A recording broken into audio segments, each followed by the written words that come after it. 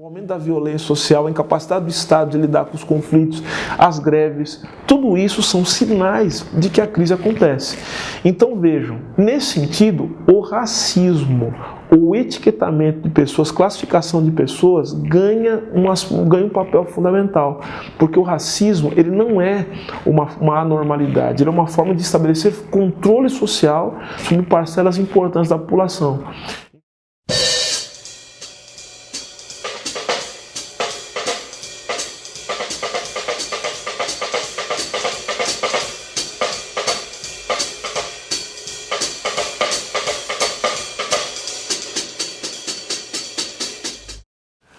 Nos últimos tempos eu tenho me dedicado a escrever alguns artigos, a pesquisar um assunto que à primeira vez parece inusitado, que é a relação entre as crises econômicas do capitalismo e o racismo.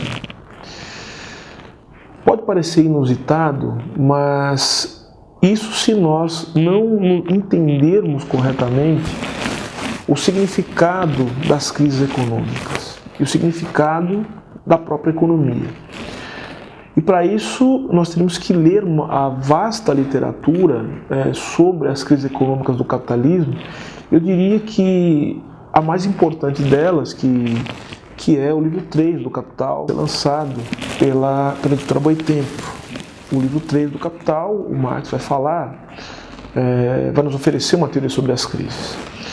Outras tradições também já falaram sobre as crises, né? Nós temos a tradição da escola regulacionista francesa, de inspiração autosseriana. Nós temos também a nova crítica do valor, que também trata da crise sob uma perspectiva bastante original. Os trabalhos de Anselm Apel, Robert Kurz, principalmente. Enfim. Mas o que a gente pode falar sobre crise é que a crise ela não é um fenômeno que se resume à economia propriamente dita, aos termos da economia, taxa de juros, que é sistema bancário, relações de trabalho que são importantes, mas veja, não são só esses termos. A crise, ela diz respeito ao próprio modo de funcionamento regular da sociedade capitalista. É uma crise que se não interrompe, mas que ela dificulta a reprodução das condições sociais e que vão dar a forma da sociedade capitalista. O que eu quero dizer com isso? A sociedade capitalista ela se pauta por algumas formas, né? Formas quer dizer algumas relações sociais que têm uma certa estabilidade. Posso falar de algumas agora. A forma valor, que é a forma mercadoria, ou seja, a mercadoria é um dado sine qua non, um dado fundamental do capitalismo. A mercadoria, as relações mercantis, as trocas mercantis, a forma dinheiro, que é o equivalente geral das mercadorias no sistema, ou no sistema da circulação. Então eu tenho o dinheiro, eu tenho junto a essas duas formas, mercadoria, forma dinheiro, eu tenho a forma política, né, que é o Estado, né, algo tão bem tratado no livro também da Boitempo, do professor Arciliano Mascaro, que é Estado de forma política, ou seja, o Estado é a forma política, ou seja, é a maneira com que as relações políticas de poder ganham o seu ponto mais alto quando você tem uma sociabilidade como a capitalista. E eu citaria mais outra forma, que é a forma jurídica, né? Pachucanes, olha só, a forma jurídica. Então, as relações jurídicas, elas só aparecem como aparecem por conta dessa conjunção, desse modo de funcionamento que é específico, é próprio da sociedade capitalista na sua plenitude. Pois bem, é uma sociedade, portanto, que é uma sociedade contraditória, né? Uma sociedade de muitas contradições, de conflitos, de antagonismos que são permanentes, mas são antagonismos, vejam, que não são anormalidades, são antagonismos que fazem parte do próprio capitalismo, ou seja, a sociedade capitalista já parte de uma divisão, que é a divisão de classes. Tem que haver uma divisão de classes. ela tem que ser mantida. Não é possível superar a divisão de classes dentro do horizonte capitalista. Assim como também dentro das classes, não é possível superar a divisão entre os indivíduos, né, que devem aparecer, segundo a filosofia moderna tentou colocar, né, como indivíduos movidos pelos seus próprios interesses, o utilitarismo, Jeremy Bentham e tantos outros, né, Stuart Mill, e também Adam Smith na economia política colocam isso, ou seja, são os interesses que movem, portanto, os homens, né, e as mulheres também numa sociedade capitalista.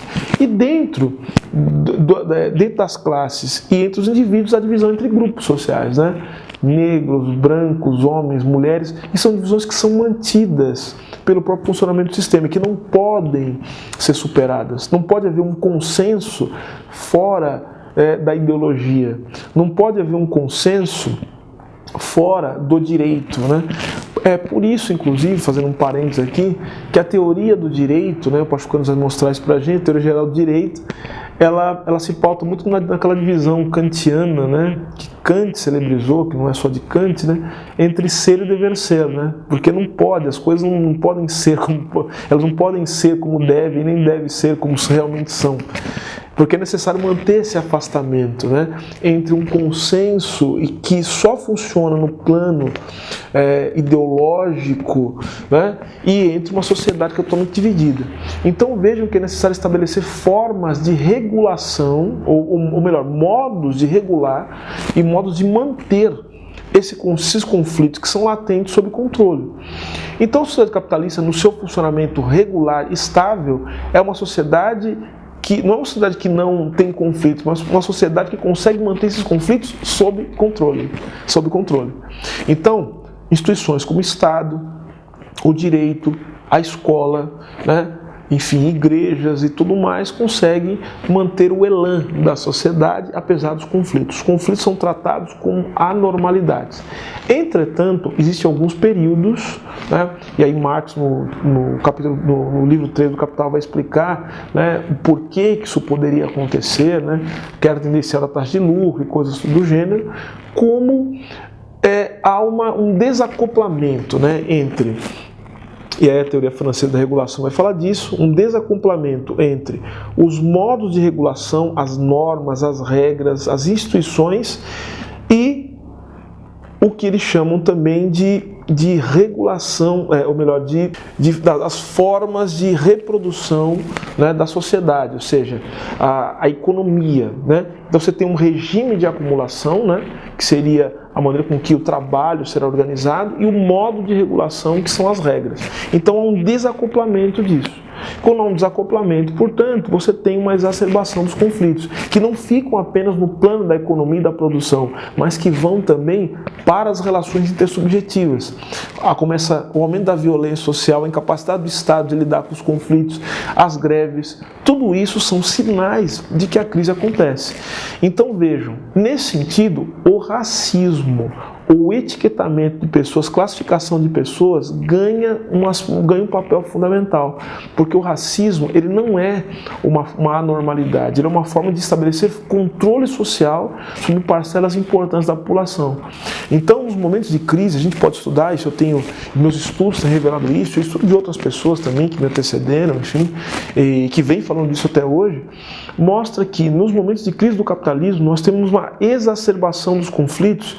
E muitas vezes a instituição de uma nova forma de regulação e a construção de um novo regime de acumulação, né, de uma nova forma de produção, e aqui eles estão falando do Fordismo, pós-Fordismo, por exemplo, que é o regime de acumulação, precisa sempre vir acompanhada de uma política que dê conta da questão racial. A raça, portanto, sempre foi tratada nas crises. A raça, portanto, é um elemento fundamental para se entender como se dá a dinâmica dos estados e também a nova armatura, né, do sistema, do regime de acumulação do capitalismo em todos os períodos da sua história. Então vejam, vamos pegar aqui alguns exemplos. A primeira grande crise do capitalismo, nós temos 3 grandes crises do capitalismo, segundo algumas teorias. A primeira grande crise do capitalismo, que se dá logo nos seus primórdios, né, que é o ano de 1873, né, enfim, que é uma crise cujo epicentro se dá na Inglaterra, ou seja, que atinge o sistema financeiro, que depois se alastra para outros lugares do mundo. Mas essa primeira crise, nós sabemos qual foi o resultado dela. O resultado dela foi um rearranjo político internacional, um rearranjo econômico, né, que vai lançar os países centrais da Europa para o imperialismo, né, para que seja possível escoar a superacumulação de mercadorias para outros lugares do mundo. O imperialismo vai resultar na política do colonialismo no século XIX, cujo ápice nós podemos colocar aqui como o Tratado de Berlim, que dividiu a África entre os vários países da Europa, e com toda a brutalidade, a conquista do território africano. E do ponto de vista ideológico, o colonialismo veio assentado no racismo científico. Ou seja, a ideia de que existem raças e que essas raças são inferiores. Constituiu-se, portanto, todo um sistema ideológico, e ideologia é regulação, um sistema ideológico, político, jurídico, para dar conta, portanto, das conquistas coloniais em África, na América Latina, com a destruição das populações indígenas, e também na Ásia. O colonialismo, portanto, o imperialismo vai ter como o grande momento, né, o pior momento, na Primeira Guerra Mundial. E os conflitos que nós vemos no Oriente Médio, para que eles possam ser compreendidos, nós temos que ver duas coisas que geralmente a gente não vê. Primeiro, os conflitos atuais do Oriente Médio, que levam, por exemplo, a gente a falar do conflito na Síria, do Estado Islâmico e tudo isso. Nós temos que entender o que foi a Primeira Guerra Mundial, né? O que foi a Primeira Guerra Mundial, os movimentos panarabistas, tudo aquilo, o racismo também, o racismo cultural, como diria o Frantz Fanon, e as conquistas coloniais. Nós temos que ver isso.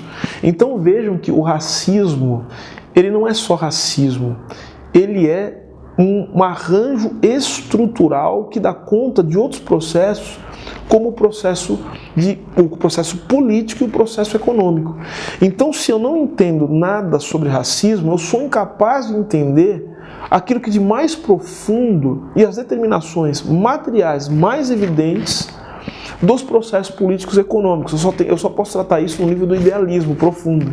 Eu não posso entender, por exemplo, o porquê das reivindicações de movimentos de libertação nacional e qual a lógica desses movimentos e como esses movimentos também afetam a dinâmica econômica das suas localidades. Isso é importante. Outra questão importante para se entender a relação entre crise e racismo, né? Estabelecemos uma distinção entre forma social e formação social. Eu falei das formas, né? Forma dinheiro, forma política, a forma jurídica, a forma valor, né? A forma mercadoria.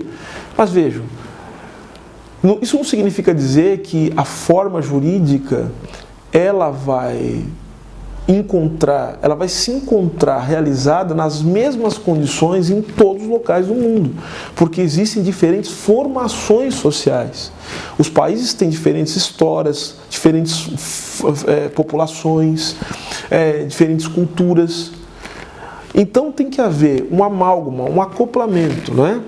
Uma junção entre a forma política, que é uma determinação do capitalismo, a forma Estado, né, com as características das formações sociais específicas. E aí que está a grande questão.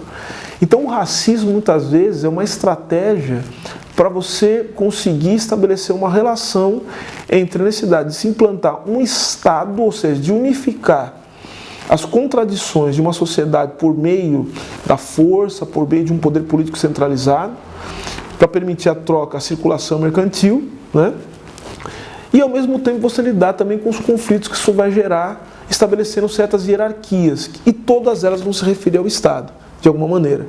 Então você coloca brancos, os estados são governados por pessoas brancas, os brancos têm prioridades, e com isso você vai legitimando, por conta de um discurso nacionalista, a hegemonia de certas raças, ou seja, pessoas que detêm certas características físicas, né, biologicamente constituídas ou culturais, uma ascendência de certos grupos com certas características em relação a outros grupos.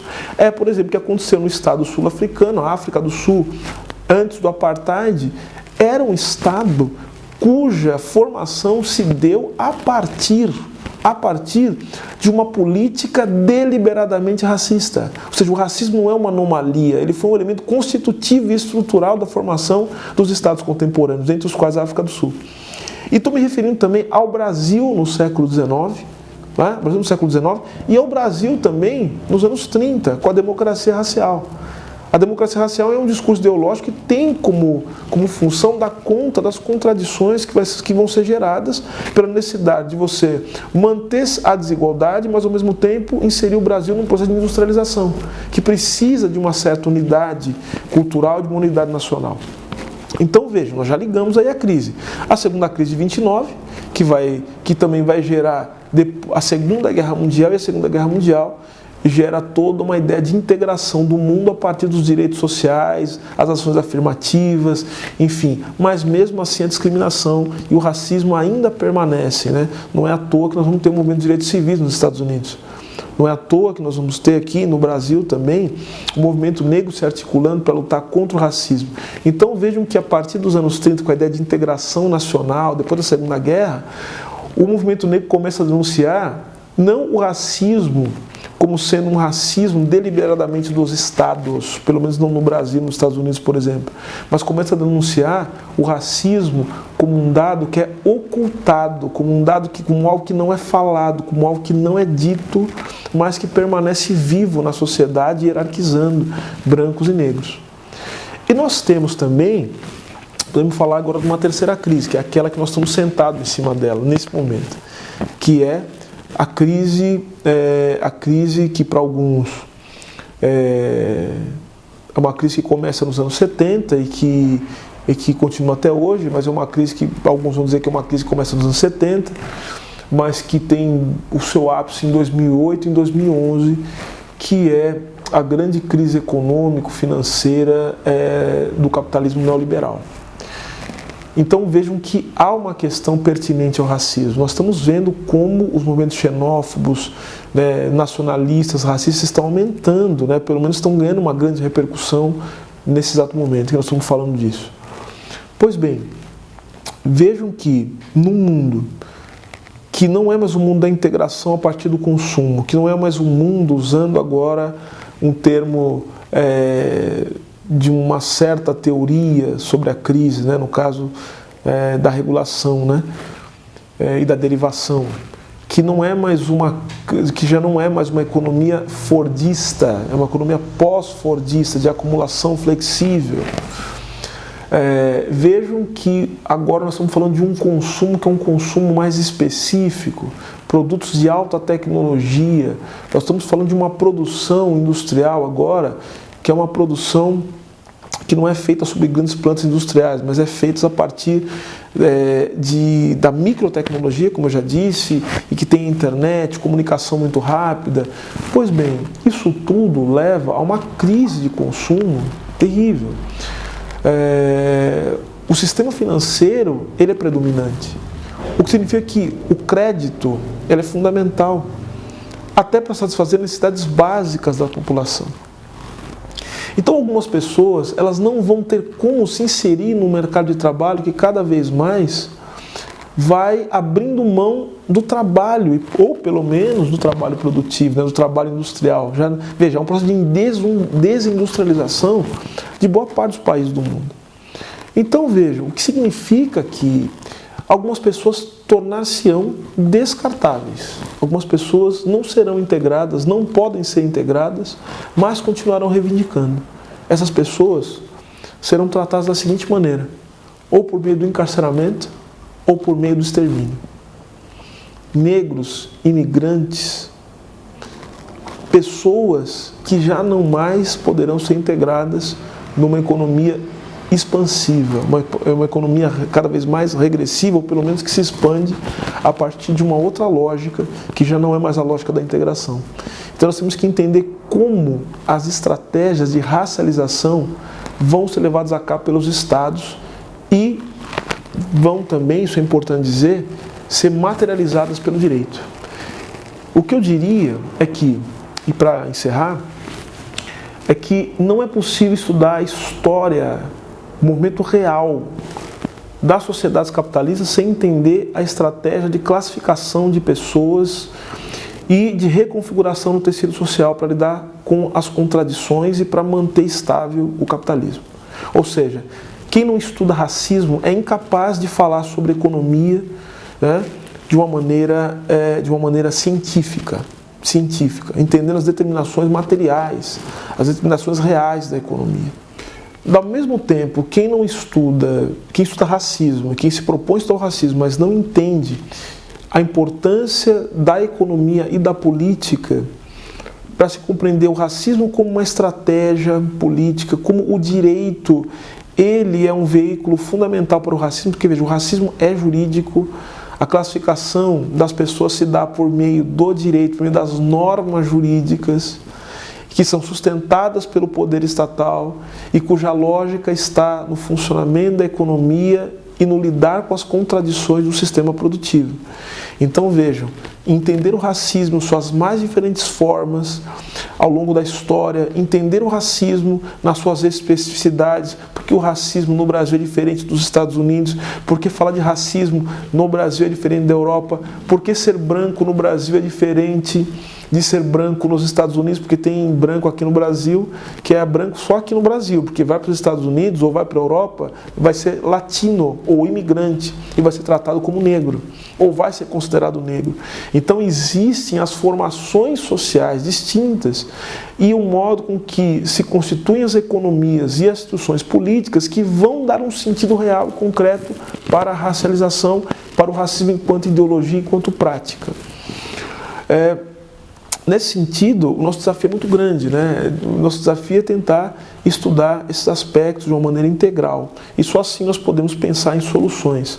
E não há solução para uma coisa ou para outra, digo, para a questão da economia ou das crises econômicas, que não passe também por uma reflexão sobre o racismo. Ao mesmo tempo, não há uma solução para o racismo que não passe por pensar a dinâmica da constituição do capitalismo, suas contradições e também as estratégias que foram criadas a partir do poder político para lidar com as crises econômicas.